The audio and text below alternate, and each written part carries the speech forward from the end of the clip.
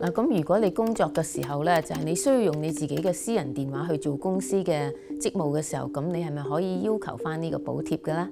咁係可以㗎。嗱，咁因為喺加州嚟講咧，就已經係有一個案件咧，就係由法庭決定過，就係話如果呢個僱員咧係自己有一個私人嘅電話啦，就算佢係一個我哋所謂叫做 unlimited plan， 即係話咧佢俾一個費用咧，就係可以話任佢用電話都冇額外嘅費用㗎。咁但係就算係咁樣嘅情況嚟講咧，如果佢係上班或者係工作嘅時候咧，僱主係要求佢用佢自己嘅私人電話嚟做工嘅話咧，咁佢都係可以啦，要求僱主係補償翻俾佢嘅。嗱，咁當然啦，有例外嘅時候就或者如果咧根本僱主係冇要求你用你自己嘅私人電話，但係你自己咧就覺得方便一啲啦，你係想用你私人電話或者你係想呢個客戶咧能夠直接咧就係同你聯絡嘅時候咧。